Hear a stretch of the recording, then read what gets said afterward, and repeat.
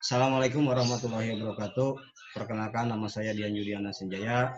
Saya mahasiswa PPG Daljab 2020 angkatan 1 PPG 3SD kampus UPI Cibiru, Bandung, Jawa Barat dengan nomor peserta 20501499377 dengan kartu yang saya miliki. Terima kasih. Assalamualaikum warahmatullahi wabarakatuh. Assalamualaikum warahmatullahi wabarakatuh. Waalaikumsalam warahmatullahi wabarakatuh. Gimana kabarnya anak-anak? Baik, Pak. Alhamdulillah ya, walaupun situasi seperti ini, ya Bapak juga pengen sih, kita udah lama ya nggak belajar tatap muka gitu, cuman kondisi seperti ini, ya kita harus tetap semangat gitu kan, proses pembelajarannya. Nah, sebelum ke proses pembelajaran, alangkah baiknya kita borak dulu. Coba Bapak tunjuk Afgan ya, Afgan untuk memimpin doa, coba Afgan. Ya, Pak. Sebelum belajar, marilah kita berdoa. Berdoa dimulai. Berdoa selesai. Oke, terima kasih Afgan ya. Baik anak-anak, sebelum Bapak ke materi, siapa nih hari ini yang tidak hadir? Andy, Pak. Andy, Pak. Andy. Andy kenapa? Andy kenapa Andy? Sakit, Pak. Sakit. Oh ya, ya mudah-mudahan Andy bisa sehat kembali ya, sehingga kalian harus tetap adanya sosial ya.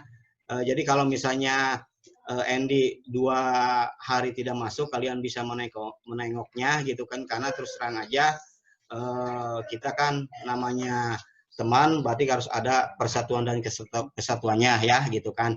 Nah, baik anak-anak, Bapak mengingatkan untuk proses pembelajaran hari ini, kalian tetap menjaga kondisi kalian, jangan lupa 3M. Tahu 3M itu apa? Tahu. Pak.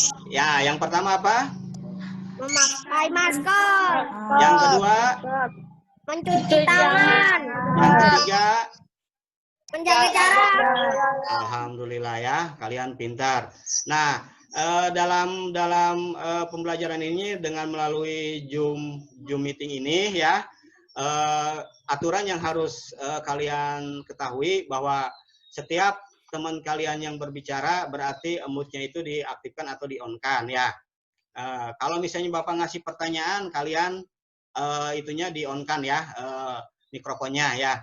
Baik anak-anak, kemarin kita udah belajar mengenai ekosistem gitu kan, sama seperti yang sekarang yang kita akan pelajari, cuman kita beda subtema. Nah, kemarin itu mengenai hubungan ekosistem. Coba Bapak akan menanya, masih ingatkah enggak kalian? Nah, misalnya semacam sikap-sikap yang dapat memperkuat persatuan dan kesatuan. Coba siapa? Kesabaran sumber daya rata akan menimbulkan saling ketergantungan antara wilayah untuk memenuhi kebutuhannya masing-masing agar tidak terjadi perselisihan dalam pemanfaatan sumber daya alam, maka dibutuhkan persatuan dan kesatuan. Dengan persatuan dan kesatuan sumber daya alam yang dapat dimanfaatkan bersama. Oh, oke. Itu berarti kalian masih ingat, tetapi itu manfaat persatuan dan kesatuan ya. Yang tadi siapa yang menjawab? Afgan ya? Pak. Oh ya, itu manfaatnya Afgan ya. Betul, manfaatnya seperti itu. Tetapi kalau sikap-sikap yang dapat memperkuat persatuan kesatuan, siapa coba yang bisa menjawab? Coba. Saya, Pak. Oh, siapa tuh? Rehan ya? Siapa? Coba apa Rehan? Tinggi dengan adanya perbedaan sikap, saling menghargai dan sopan santun antara masing-masing individu ke individu lainnya. Betul sekali ya. Jadi sikap yang dapat memperkuat persatuan dan kesatuan bangsa itu adanya toleransi yang tinggi ya, dengan adanya perbedaan.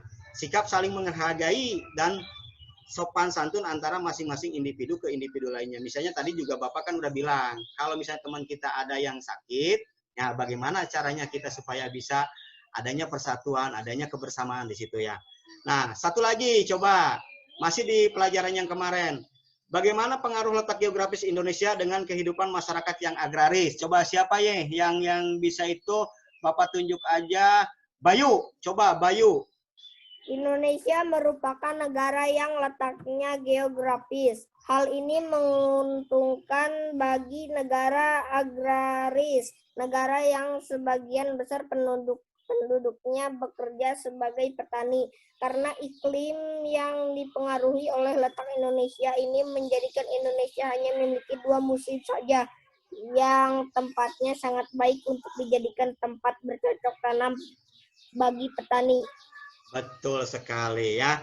Jadi bagaimana pengaruh letak geografis Indonesia itu dengan kehidupan masyarakat yang agraris? Indonesia merupakan negara yang geografis dan di Indonesia itu mempunyai 2 musim, musim hujan dan musim kemarau ya. Jadi sangat beraneka ragam di Indonesia itu. Baik anak-anak, kita ke materi. Tujuan daripada materi yang sekarang, gitu kan? Nah, yang pertama adalah dengan membaca teks secara daring atau secara yang telah kita lakukan ya, kalian dapat menganalisis pengertian simbiosis dan contoh hubungan saling ketergantungan ya dengan makhluk hidup dengan benar. Nah, yang kedua, dengan penugas secara online yang biasa melalui grup WA, kalian dapat membuat satu pamflet tentang simbiosis dengan benar.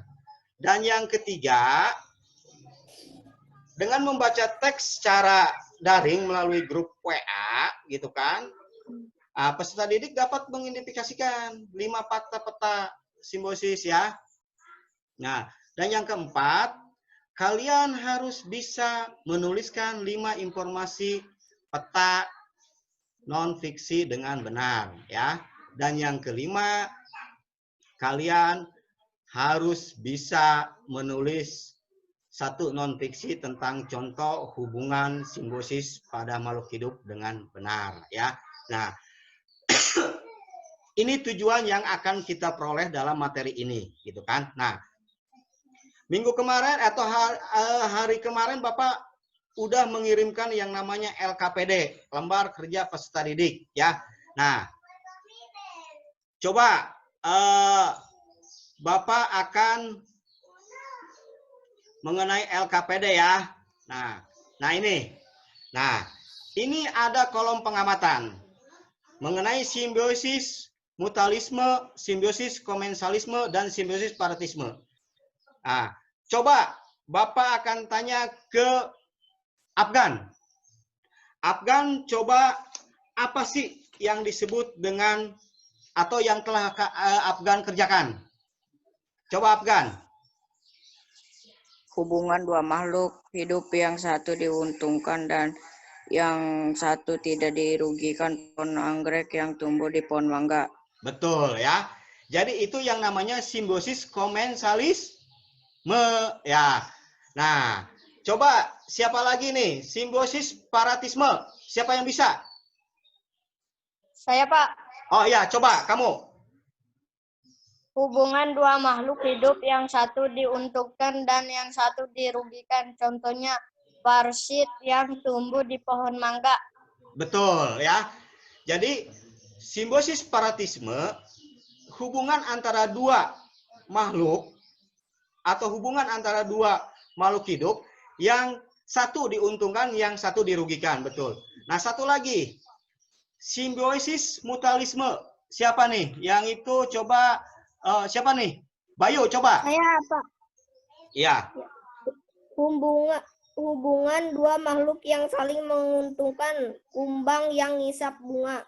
Oke, baik ya. Nah, itulah. Nah, baik anak-anak. Nah, sekarang sebelum kita bahas gitu kan. Nah, kalian perhatikan dulu nih. Coba perhatikan. Coba, ini ekosistem hutan ya.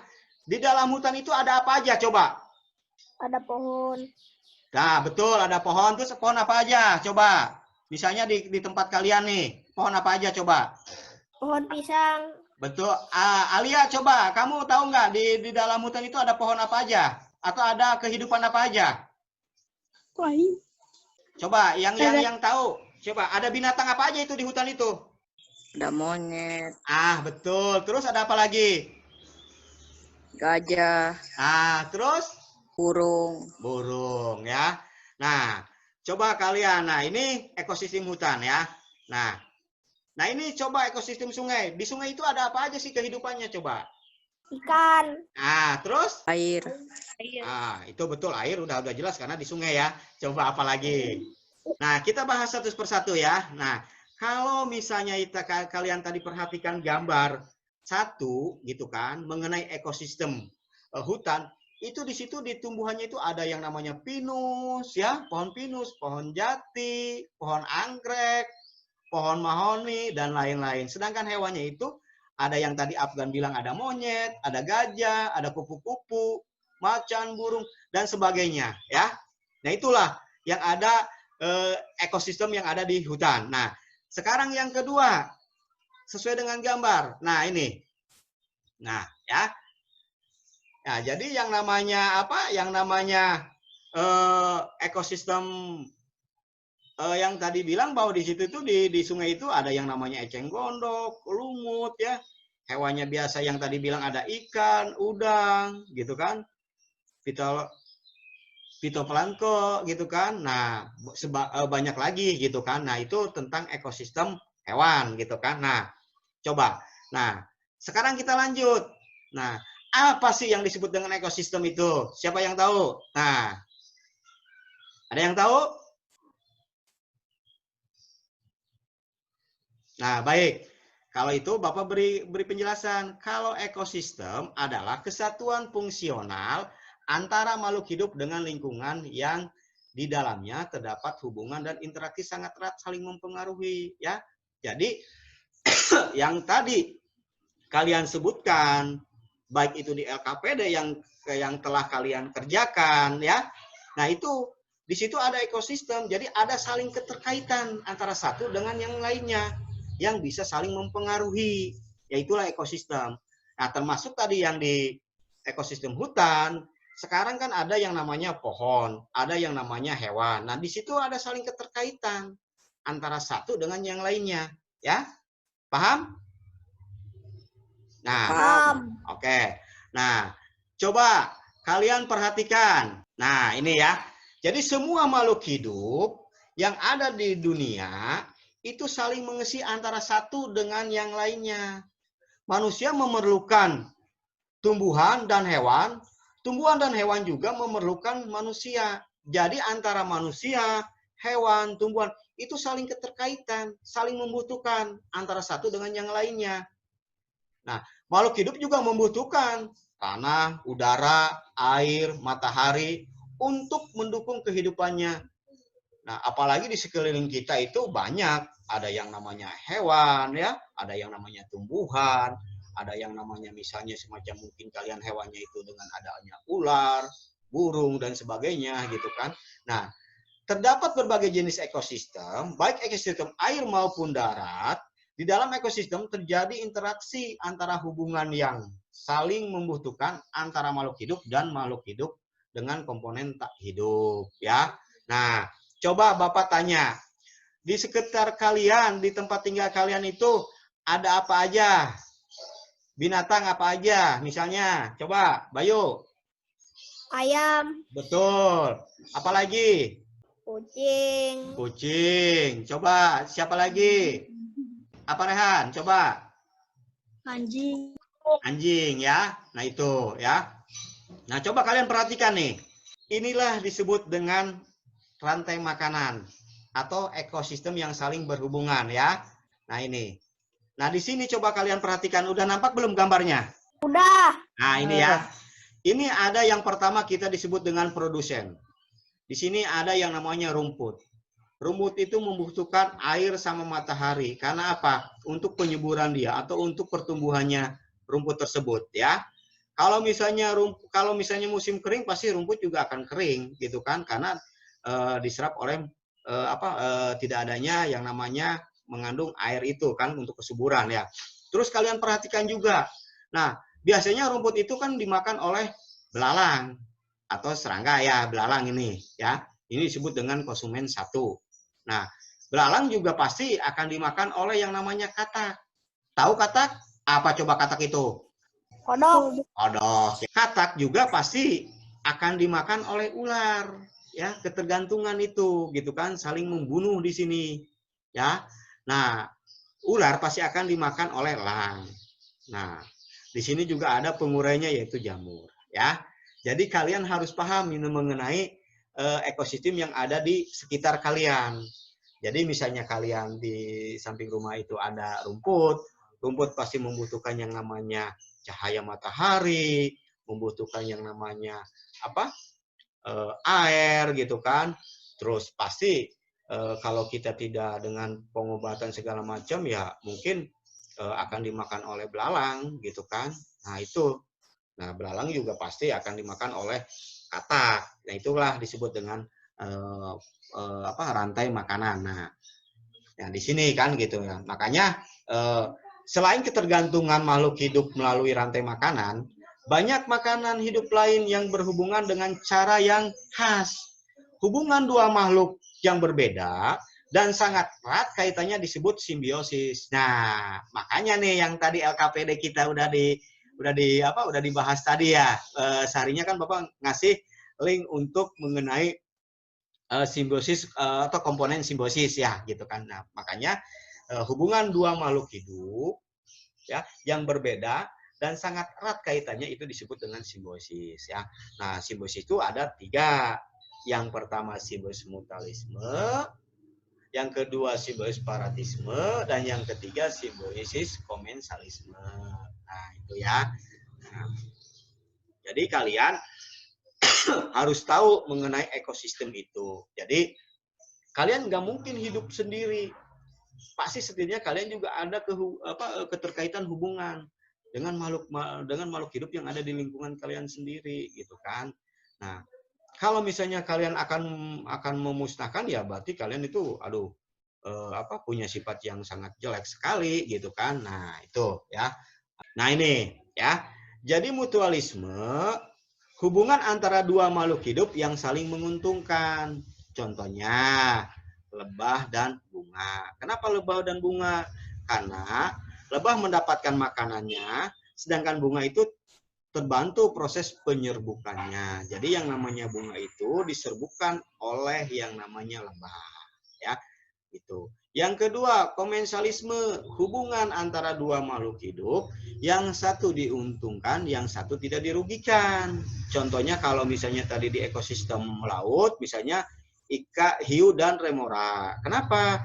Ikan remora akan terlindungi dari pemangsa, sementara hiu tidak dirugikan. Dan contohnya lain misalnya semacam, tahu kerbau kalian? Tahu. Nah, kalau kerbau itu kan biasanya kan di atas kerbau itu sering ada burungnya. Nah, burung itu kan memakan kutu kerbau, ya kan? Nah, untuk kerbau nggak dirugikan, ya kan? Diuntungkan karena mungkin kutu yang ada di kerbau itu akan hilang, dan burung juga itu sebagai konsumsi atau masukan makanan gitu kan. Nah, itu. Nah, yang ketiga, paratisme, hubungan antara dua makhluk hidup yang satu diuntungkan dan yang satu dirugikan. Biasanya itu hubungannya dengan parasit ya. Nah, misalnya kalian coba lihat di pohon mangga atau di pohon albasiah ya. Nah, itu parasit itu muncul gitu kan. Nah, itu untuk pohon yang ada parasitnya itu dirugikan. Karena apa? Dia akan mati. Kalau parasitnya, ya itu akan hidup terus gitu kan, karena dia itu memakan sumber energi yang ada di tubuh atau yang ada di pohon tersebut gitu kan. Yang kedua, Rafflesia dan inangnya. Rafflesia mendapatkan makanan dari inangnya, sementara tumbuhan inang dirugikan. Ya karena mungkin tumbuhan inang itu akan mati karena energi atau makanan yang ada di pohon tersebut ya lama-lama itu akan mati gitu kan. Nah, itu ya. Nah, terus Nah, contoh lagi ya. Nah, ini coba kalian perhatikan. Nah, ini mutualisme. Nah, yang tadi Bapak bilang kerbau, ada kupu-kupu, ya, ada lebah. Nah, terus komensalismenya yang itu ya, yang tadi ada apa? Ada ikan ya. Terus ada lagi yang disebut dengan bunga anggrek. Nah, itu. Nah, ini separatisme ya. Jadi contoh kalian sifat separatisme. Nah, ini semacam kita juga kalau kita kena apa hewan malaria atau nyamuk malaria, ya bagi malaria itu merupakan suatu kehidupan untuk menyedot darah ya. Untuk kita sebagai manusia pun akan kena penyakit yang disebut dengan demam berdarah gitu ya. Jadi kalian harus bisa menjaga antara makhluk hidup satu dengan makhluk yang lainnya gitu, karena di situ ada keterkaitan antara satu dengan yang lainnya gitu kan. Nah, jadi sekali lagi bahwa kalian harus bisa saling menjaga satu dengan yang lainnya. Kenapa kita harus bisa menjaga gitu kan? Karena ya itu tergantung dari manusia. Kalau misalnya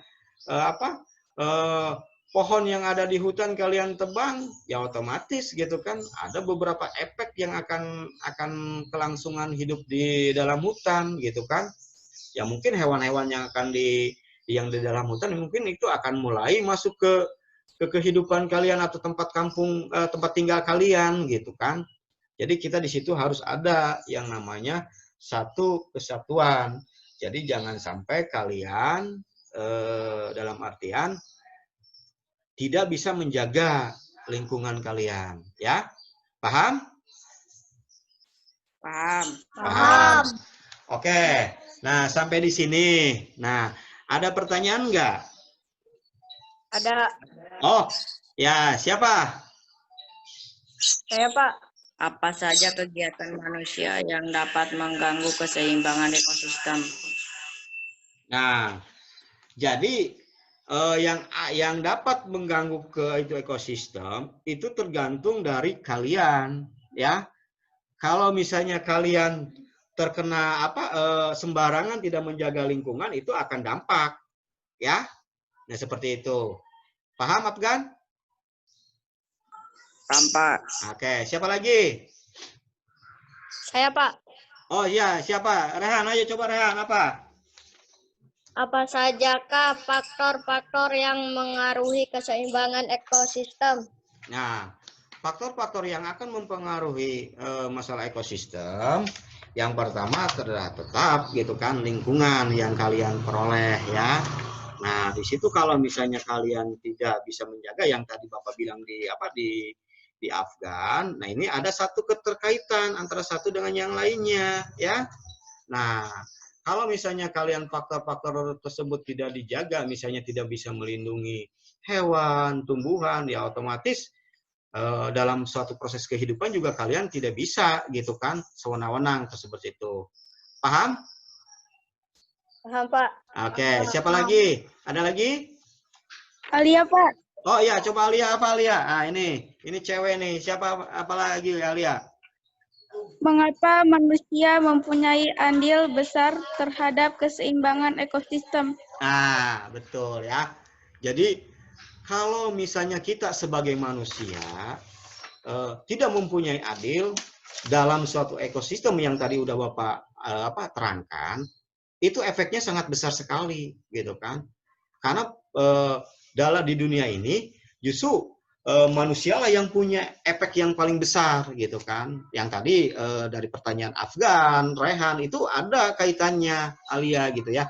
Kalau misalnya kita sewenang-wenang dengan menebang hutan, berburu segala macam ya, berarti ekosistem yang ada di hutan itu akan punah gitu kan.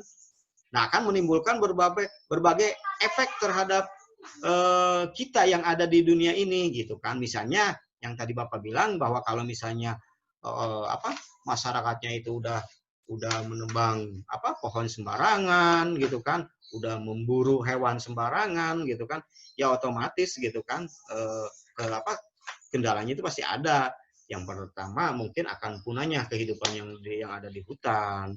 Terus yang kedua juga kalau misalnya ekosistem air juga mungkin dengan berbagai macam manusia membunuh ikan gitu kan, atau menebang pohon-pohonan yang ada di sungai, itu efeknya yang sangat-sangat besar, akan merugikan kita semua. Makanya itu tergantung dari manusia. Karena kalau misalnya hutan itu subur, nah itu ke alam dunia juga pasti akan segar gitu kan. Coba kalian lihat, kalau misalnya kalian lihat hutan atau gunung ya, dengan tumbuh-tumbuhan hijau, itu enak dipandangnya gitu kan. Jangan sampai kalian dalam artian ini akan sewana-wana terhadap efek yang kalian peroleh gitu kan gitu. Makanya kalian harus bisa menjaga ekosistem gitu kan, karena yang namanya manusia itu gitu kan, itu tergantung dari kita sebagai manusianya ya gitu. Paham Alia? Paham. Oke. Nah, sebelum ke refleksi ya, Bapak biasa kan kalau misalnya itu kan selalu ngasih link evaluasi ya. Di link evaluasi itu kalian harus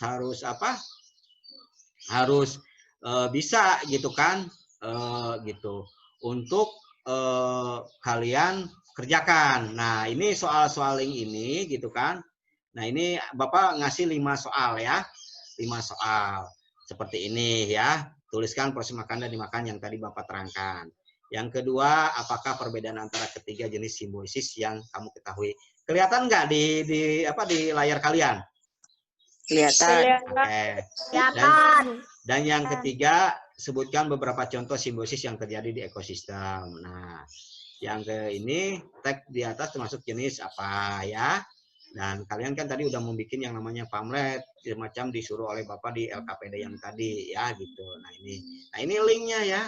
Nah ini link yang insya Allah Bapak kasih lagi ke itu. Kalian hari ini dikumpulkan ya mengenai evaluasi hari ini ya gitu.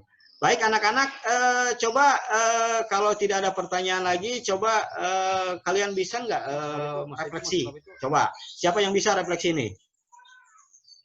Saya Pak, Oh, siapa itu? Oh, Gian, coba Gian. bahwa di dunia ini makhluk hidup saling ketergantungan satu sama lain, sehingga muncullah yang dinamakan ekosistem. Dalam suatu ekosistem ada yang namanya simbiosis. Simbiosis itu ada 3. Yang simbiosis mutualisme, simbiosis komensalisme, dan simbiosis parasitisme. Bagus ya. Siapa lagi? Coba. Siapa Aira, lagi? Pak. Oh iya, coba Aira. Coba Aira. Simbiosis mutualisme adalah hubungan dua makhluk hidup yang saling menguntungkan, dan simbiosis komensalisme adalah hubungan antara dua makhluk hidup yang satu diuntungkan dan yang satu tidak dirugikan. Sedangkan simbiosis parasitisme adalah hubungan dua makhluk hidup yang satu diuntungkan dan yang satu dirugikan. Oke ya. Baik anak-anak, kalau gitu Bapak simpulkan hasil refleksi kalian tadi dari Gian sama siapa? Aira ya, Aira. Jadi betul ya. Jadi yang namanya ekosistem adalah kesatuan fungsional antara makhluk hidup dan lingkungan yang di dalamnya terdapat hubungan interaksi yang saling erat satu sama lain, yang saling mempengaruhi. Ya. Nah, terus dalam rantai makanan terjadi proses memakan oleh berbagai makhluk hidup yang ada pada sebuah ekosistem. Tumbuhan hijau menghasilkan makanan yang akan dikonsumsi oleh hewan konsumen yang tingkat pertama. Lalu hewan konsumen tingkat pertama dimakan oleh hewan konsumen tingkat kedua ya, yang tadi disebut dengan rantai makanan. Nah tadi Arya bilang bahwa Gian bilang bahwa simbiosis, adanya simbiosis, betul, simbiosis itu hubungan antara dua makhluk hidup yang saling ketergantungan satu sama lain. Nah, simbiosis itu ada 3. Yang pertama simbiosis mutualisme, parasitisme, komensalisme. Betul. Kalau simbiosis mutualisme adalah hubungan antara dua makhluk hidup yang saling menguntungkan. Contohnya yang tadi baik itu di hewan maupun di tumbuhan. Kalau hewan misalnya kita kalau misalnya semacam kayak hubungan burung jalak dan kerbau gitu kan, nah itu hewan. Terus kalau di tumbuhannya itu semacam kayak lembah dan bunga. Nah, terus simbiosis komensalisme adalah hubungan antara dua makhluk hidup. Dalam hal ini makhluk yang satu mendapatkan keuntungan, yang satu tidak dirugikan. Contohnya yang tadi Bapak bilang bahwa hubungan antara anggrek dan pohon yang ditumpangi tumbuhan anggrek dapat keuntungan, ya, termasuk binatang itu semacam kayak kerbau dengan burung yang saling menguntungkan diantaranya. Mungkin kalau misalnya kerbau kan putunya itu udah dimakan oleh burung. Terus sedangkan simbiosis parasitisme adalah hubungan antara dua makhluk hidup yang satu diuntungkan, yang satu dirugikan, ya. Jadi setidaknya bahwa yang namanya parasitisme itu yang satu diuntungkan, yang satu dirugikan, misalnya semacam kayak parasit yang tumbuh di pohon mangga maupun pohon albasiha. Nah, itulah, alhamdulillah ya, ternyata kalian cermat dan bagus dalam penyampaian materi ini. Ya mudah-mudahan kedepannya kita bisa tatap muka secara langsung. Dan untuk LKPD biasa Bapak akan share di link WhatsApp grup ya.